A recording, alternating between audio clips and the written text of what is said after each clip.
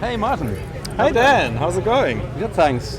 What a lovely place. We're in Lisbon. It's great. Great views, great talks, great people. Why are we here? Not just on holiday, right?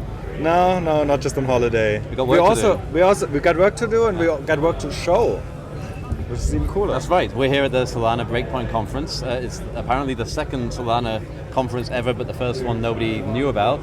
Solana is the home of Identity.com. I think that's fair to say. That is a fair statement. Yeah.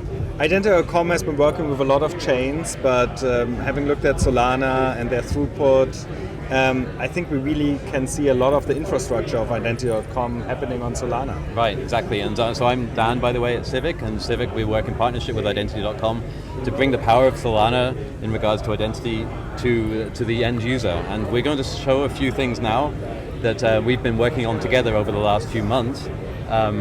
That really kind of, we think, are building blocks that developers can use to build identity-related products on Solana. Over to you, Martin. What are we looking at? So right now we're looking at Cryptid, and Cryptid is one element of the technology that Identity.com is developing.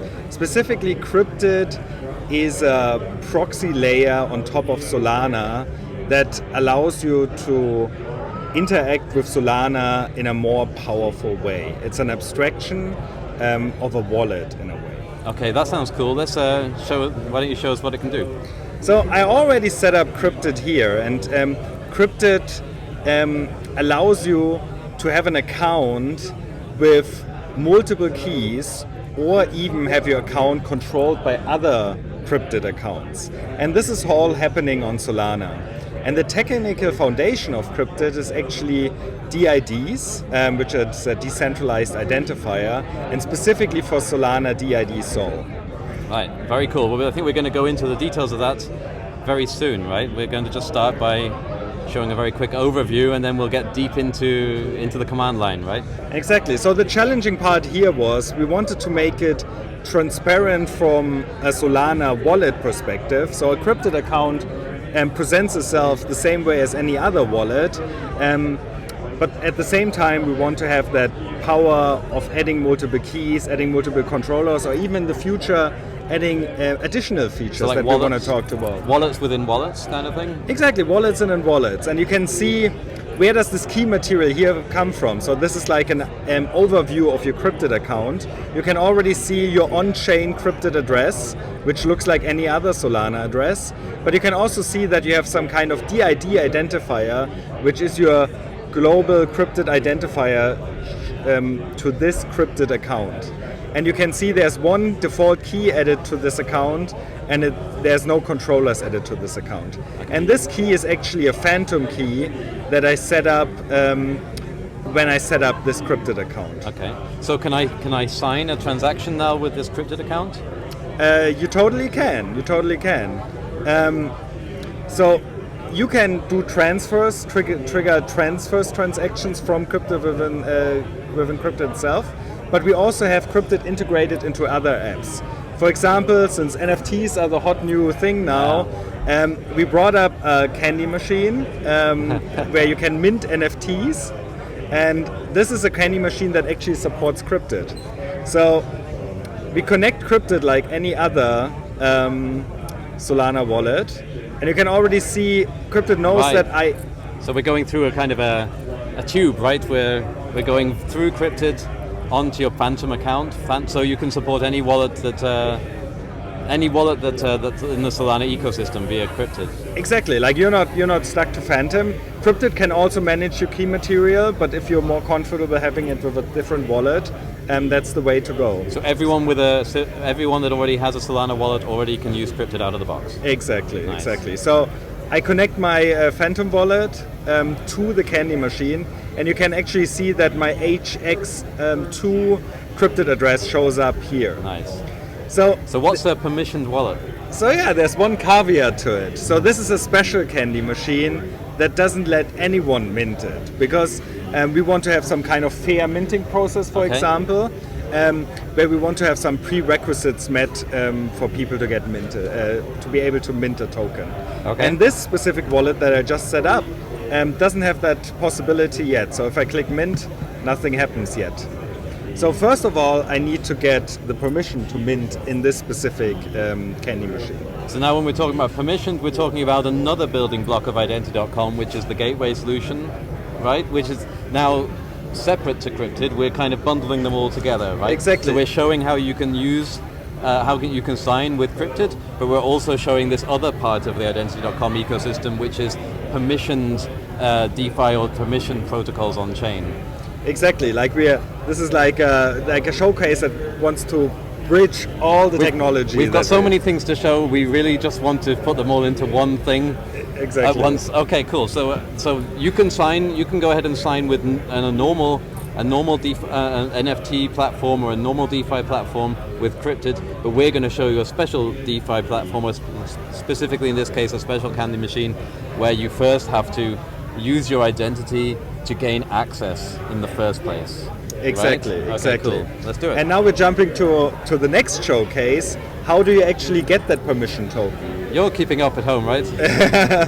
So we set up a little demo page and identity to show or to be able to issue a specific permission token so that you can take part in this NFT. And as a requirement to have that token issued, we are actually, to your Cryptid attest, we actually use Civic credentials, your email and your phone number that you signed up with Civic. This is just a representative case. We're not bound to Civic in any way for this showcase. We're just saying... We're just close friends. We're just close friends, Yeah. Exactly. But Yeah. you could use any other property to check in order to receive a gateway token. Okay. So first of all, we need to connect our Cryptid wallet, because that's the wallet that gets the token issued to. Right. And then we have the Civic integration that is happening now. Okay, so you're seeing a QR code, and for those people who don't know the Civic flow, if you've been through the Civic flow already, you will have your credentials stored on your local device, on your local app. And the common pattern, if you want to share the information on your credential with somebody else, is that you scan a QR code, and the device then asks you, are you sure you want to share this information with this third party? And if you agree, then you click approve, almost like an OAuth flow, and it shares the information. And you've just seen Martin go through that flow here, and a little demo page. Exactly, and this demo page is a little technical because we want to also highlight some of the technology that Identity.com Yeah, we're is easing using. you guys in, right? We're going to be going more technical, but we're easing you in. Now, first we started with websites. Now we've got websites with verifiable credentials on it. We'll be in the command line soon enough. Exactly. Yeah. So what you see now is that this page actually received a verifiable credential from Civic of type email and of type phone number. Right. So I may hide these informations in the video stream, but Oh, yeah, okay. that's my email and my phone number. Okay. So now... If you have any questions, just phone Martin. Exactly. He'll So now, have any day or night, any time. so now the use case that we want to show is like, I want to present my credential that I got from Civic to a gatekeeper that is able to issue me a gateway token to take part in that NFT minting. Okay, so the gatekeeper is basically receiving identity information that has been shared to it, and then based on that information, we'll decide whether to provide access to the DeFi protocol.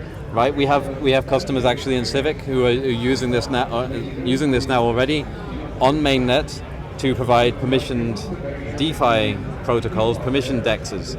So these are liquidity pools that are aimed at the institutional investor, where there are certain regulatory requirements to know the counterparty of the trade, and that requires, we definitely want to make sure that people don't end up having to put their identity information on chain, right? Yeah. So what we have is this proxy on chain, which is essentially saying, I have put my identity information, I've sequestered my identity information with a trusted third party.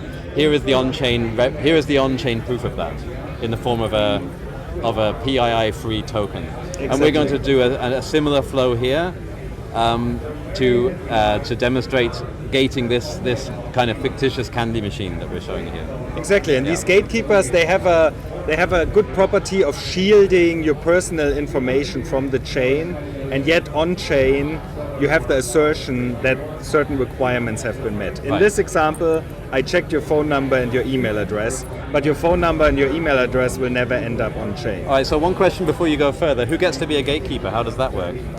So Identity.com is actually working on a protocol concept around vesting gatekeepers. So how are gatekeepers vested and controlled, and also how are these these rule sets born and maintained within networks. So it's going to be a DAO situation, basically. Exactly. Right. So there will be some kind of dynamic element to it, so that various rules and requirements and regulations can be met. Right. It's not locked down. It's like we choose who the gatekeeper is, and you have to put up with it. Anyone can essentially be a gatekeeper if they meet the regulatory requirements that have been agreed to by the community. Exactly. Cool. So let's go through the process. Yeah, more tech. Exactly, more tech. Let's I have talk. the verifiable credential, which is signed by the issuer of that credential. So you have a certainty that the phone number and email address was verified by that party. Yeah. And now I'm creating a verifiable presentation. Saying which this is my another- information, tying it to the cryptid account. Exactly, Got which it. is another W3C spec saying I sign that information at that point with my key before transmitting it to the gatekeeper. So now Cryptid comes up because it asks for my signature for that presentation. So I approve that, and now I'm virtually jumping the line over to the gatekeeper, receiving the verifiable credential. Nice. And you can see that automatically within UI, these informations are verified. So if I would change any information in here, the presentation doesn't verify anymore, for example. Oh, and now I didn't know what I changed, so let's hope backwards worked. Here we go. Right. So now we can actually get that permission token, that gateway token, that allows us to take part in an NFT draw. I hope you didn't So forget. that's already on chain. So that's that already is- happened. Exactly, that is the on-chain information. I don't know about you, but I love Solana, right? That's okay. It's DevNet. It's not quite the same, but Yeah, that's it's pretty cool. amazing. All right. Amazing performance. So technically, we should be able to go back to our candy machine, Yeah, let's refresh the screen. connect our wallet again.